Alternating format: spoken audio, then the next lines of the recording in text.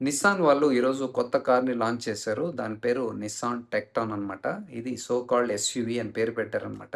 ఇప్పుడు అన్ని కార్లు ఎస్‌యూవీఎసే కదా! అవి 4 వీల్ డ్రైవ్స్ ఉండవు. లాడర్ ఆన్ ఫ్రేమ్ ఉండదు. బట్ స్టిల్ మనం వాటిని ఎస్‌యూవీ అంటుంటారు. మనం అలాగే పిలుస్తూ ఉంటాం అనమాట. దీనికి సంబంధించి భారత్ ఎన్‌క్యాప్ వాళ్ళు సేఫ్టీ రేటింగ్స్‌ని ఈరోజు పబ్లిష్ చేశారు. వాళ్ళు 5 స్టార్ రేటింగ్ ఇచ్చారనమాట. దీంట్లో ఒక ట్విస్ట్ కూడా ఉంది. అదేంటని లాస్ట్‌లో చెప్తాను. ఫస్ట్ అయితే పాయింట్స్ ఎన్నొచ్చాయో చూద్దాము. అడల్ట్ ఆక్యుపెంట్ ప్రొటెక్షన్‌కి 30.49 పాయింట్స్ ఇచ్చారు ఔట్ ఆఫ్ 32.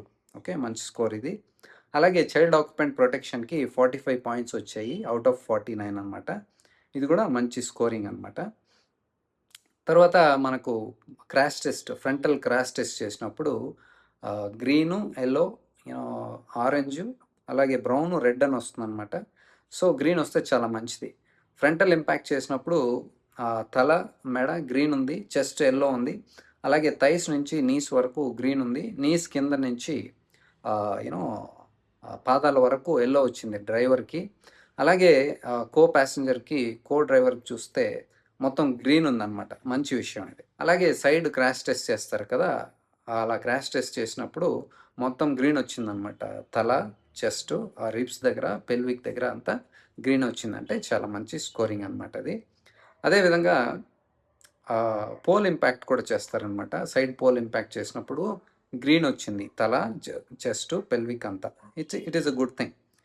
దీంట్లో ఒకటి మీరు గుర్తుపెట్టుకోవాల్సిందేంటంటే, వాళ్ళు మెన్షన్ చేశారు క్లియర్‌గా. అదేంటని చదువుతాను. తర్వాత చెప్తాను ఇది. Tecton is a corporate twin to Renault Duster. Safety equipment and vehicle structure is identical between the 2 cars. So, this rating is based on the assessment of the Renault Duster అని mention చేశారు క్లియర్‌గా. అంటే వీళ్ళు ఈ కార్‌ని crash test చేయలేదనమాట.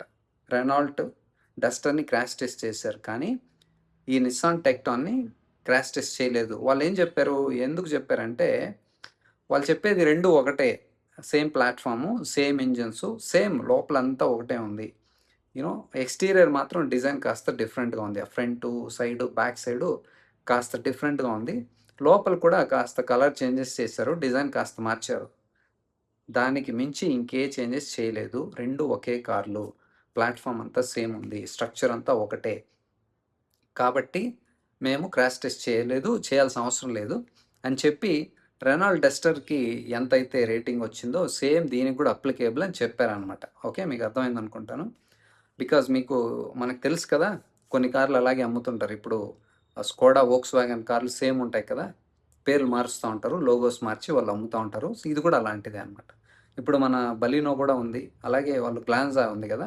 ఈ 2 Toyota, Maruti Suzuki కూడా same కార్‌ని ఆ బ్యాడ్జ్ చేంజ్ చేసి అమ్ముతుంటారనమాట. ఇది కూడా అలాంటిదే.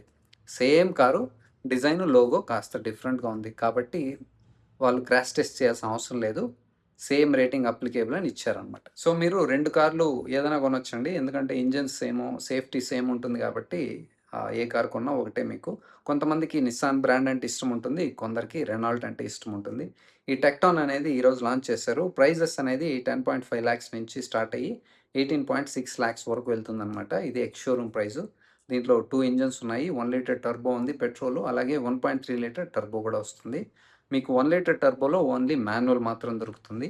1.3 లీటర్ టర్బోలో మీకు 6 స్పీడ్ మాన్యువల్ దొరుకుతుంది. అలాగే మీకు డీసీటీ కూడా ఉంది. అది వెట్ క్లచ్ అనమాట. చాలా బావుంటది. మీకు దీంట్లో అడాస్ కూడా ఉంది. మంచి బూట్ స్పేస్ ఉంది. రైడ్ అండ్ హ్యాండ్లింగ్ కూడా చాలా బావుంటుంది. ఇది ఎలా చెప్తున్నామంటే ఆల్రెడీ ఇది సేమ్ ప్లాట్‌ఫార్మ్, సేమ్ కార్ కాబట్టి డస్టర్‌లో రైడ్ అండ్ హ్యాండ్లింగ్ చాలా బావుంది. ఎస్పెషల్లీ ఆటోమేటిక్ చాలా బావుంటది. సో, మీరేదైనా కొనొచ్చు. కాకపోతే మీరు ఫస్టు టెస్ట్ డ్రైవ్ చేసి తర్వాతే ఫైనల్ డెసిషన్ తీసుకోండి. ఇదైతే బుకింగ్స్ ఈరోజు నుంచే ఓపెన్ ఉన్నాయి. ఈ నెల వాళ్ళు డెలివరీస్ కూడా చేస్తామని చెప్పారు 20వ తేదీ నుంచి. దేనికైనా మీరు ఫస్ట్ టెస్ట్ డ్రైవ్ చేసి తర్వాతే ఫైనల్ డెసిషన్ తీసుకోండి.